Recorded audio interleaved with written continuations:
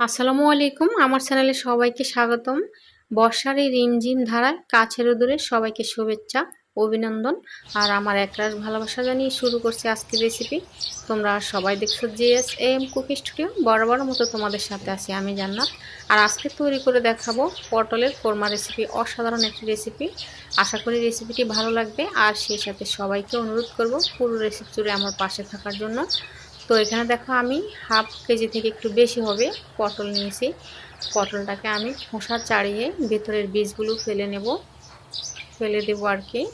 তো দেখো of camera আমি খোসাটা ছাড়িয়ে নিয়েছি আর ভিতরের বীজগুলো সুন্দরভাবে চামচ দিয়ে বের করে নিয়েছি।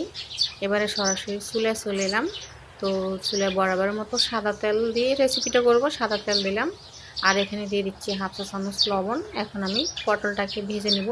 যেহেতু কোরমা রেসিপি, তো আজকে আর হলুদ দিব না, শুধুমাত্র লবণ দিয়ে পটলটা ভেজে নেব। আর আমি এর আগের রেসিপিতে দেখিয়েছিলাম কিভাবে পটলের খোসা ছাড়াতে হয় আর ভিতরের বীজগুলো ফেলতে হয়। তো আজকে আর দেখালাম না, আর এমনিতে ভিডিওটা অনেক লং হয়ে গেছিলো, সেজন্য আমি ভিডিওটাকে কেটে কুটে মেন অংশটা দিয়েছি। তো ওদিকে আমার পটলটা ভাজা হতে থাকে, এদিকে আমি পটলের কোরমার জন্য কিছুটা মশলা রেডি করে নেব। তো এখানে দেখো আমি পেঁয়াজটা কিপ করে কেটে মিক্সিতে পেস্ট করে নিয়েছি। আর এখানে দেখো কিছুটা কাজু কিশমিশ বাদাম নিয়েছি। এখন এটাকেও আমি মিক্সিতে পেস্ট করে নিলাম।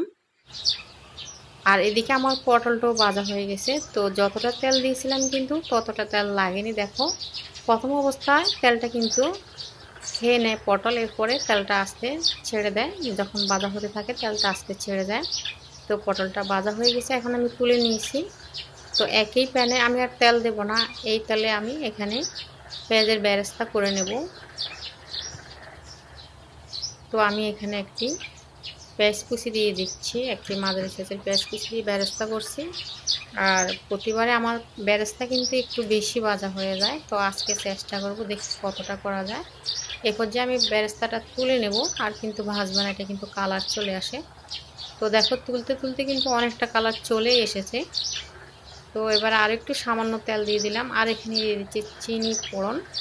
এই চিনিটা ফোড়ন দিলে কিন্তু সুন্দর একটা কালার আসে। আর কোরমাটা যেহেতু কোরমা মানে একটু মিষ্টি মিষ্টি, তো চিনিটা গলে গেছে। এবারে আমি যে পেঁয়াজটা পেস্ট করে রেখেছিলাম সেটা দিয়ে দিচ্ছি। পেঁয়াজটা দিয়ে আমি 2 মিনিট ভেজে নিচ্ছি। তো পেঁয়াজটা ভাজা হয়ে গেছে, দেখো ক্যারামেলের সুন্দর একটা কালার এসেছে, চিনিটা যে ফোড়ন দিলাম সেই জন্যই। এবার আমি এখানে দিয়ে দেবো আদা রসুন বাটা। তো প্রথমে দিলাম রসুন বাটা 1 টেবিল চামচ, আদা বাটা 1 টেবিল চামচ। তো আবারও সাথে সাথে নেড়ে নিলাম। আর চুলার আঁচটা কিন্তু আমার হাই আছে। তো মশলার সুন্দর একটা স্মেল বেরোচ্ছে কিন্তু। এবারে আমি চুলার আঁচটা স্লো করে দিলাম আর এখানে দিয়ে দিচ্ছি 1 চা চামচ জিরে গুঁড়ো আর হাফ চা চামচ ধনে গুঁড়ো। আবারও নেড়ে নিলাম। আর চুলার আঁচটা একদম স্লোতে রেখেছি, যেহেতু গুঁড়া মশলা দিচ্ছি তাই এটা পুড়ে যাওয়ার সম্ভাবনা থাকে। আর এই পর্যায়ে দিয়ে দিচ্ছি, মশলাটা ভাজা হয়ে গেছে, আর এই পর্যায়ে দিয়ে দিলাম ওই যে কাজু কিশমিশ বাদামটা পেস্ট করে রেখেছিলাম সেটা দিয়ে আবারও 2 মিনিট নেড়ে নিলাম। আবারও দিয়ে দিলাম এখানে মরিচ গুঁড়ো, হাফ চা চামচ মরিচ গুঁড়ো। তো আমি কোরমাটা একেবারেই মিষ্টি করব না, একটু জাল জাল করতে চাচ্ছি, জাল জাল করলে ভালো লাগে। আর এই পর্যায়ে আমি কাজু বাদামের বাটিটা ধুয়ে একটু পানি দিলাম আর এখন দিয়ে দিলাম লবণ আর ফালি করে কাটা কাঁচামরিচ। প্রথমে বলেছিলাম আমি কোরমাটা একটু ঝাল ঝাল করতেছি, ঝাল ঝাল খেলে ভালো লাগে, একেবারে মিষ্টি ভালো লাগে না। তো মশলাটা কষিয়ে নিয়েছিলাম 5 মিনিট। এই পর্যায়ে ভাজা পটলটা দিয়ে দিচ্ছি, যে পটলটা আমি ভেজে রেখেছিলাম। তো আবার এটাকে কয়েক মিনিট কষিয়ে নিব। তো ভিডিওটা এতই ফাস্ট করেছিলাম যে আজকে আমার কথা বলতেই মানে সমস্যা হতেছে। এখন পটলটা কষানোর জন্য সামান্য পরিমাণে একটু দুধ দিয়ে দিলাম, দুধ দিয়ে পটলটাকে আবারও কষিয়ে নেব। তো এই পর্যায়ে আমি ঢাকা দিয়ে রাখছি, ঢাকা দিয়ে স্লো আছে কয়েক মিনিট পটলটা কষিয়ে নেব।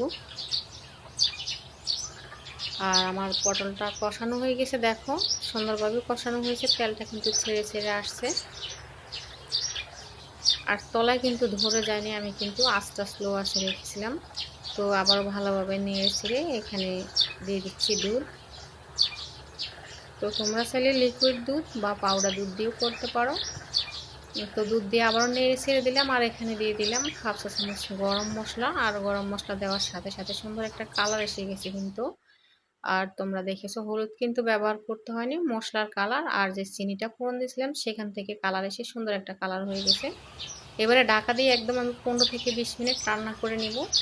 তো ফিরে এসেছি একদম 15 থেকে 20 মিনিট পর আমার রান্নাটা একদমই কমপ্লিট হয়ে গেছে। দেখো সুন্দর একটা কালার এসেছে আর রান্নাটা কমপ্লিট হয়ে গেছে, উপরে তেলটা বেশি উঠেছে। তো আবার একটু নেড়ে চেড়ে নিচ্ছি।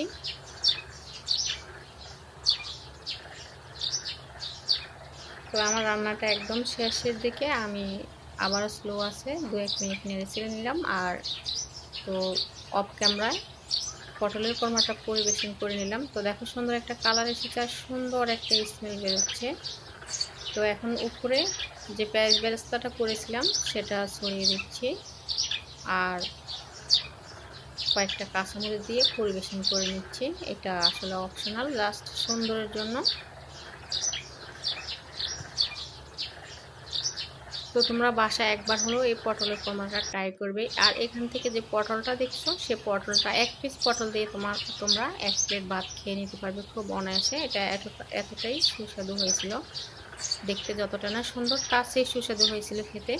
তো বন্ধুরা তৈরি হয়ে গেল আমার পটল দিয়ে অসাধারণ কোরমা রেসিপি। কেমন লাগলো আমার আজকের রেসিপি? ভালো লাগলে একটি লাইক করে দিও প্লিজ। আর প্রতিদিন এরকম ইন্টারেস্টিং ভিডিও পাওয়ার জন্য আমার চ্যানেলটি সাবস্ক্রাইব করে পাশে থেকে সবাই ভালো থেকো। আবারও কথা হবে অন্য কোনো দিন অন্য কোনো রেসিপিতে। এই শুভকামনায় বিদায় নিচ্ছি। আল্লাহ হাফেজ।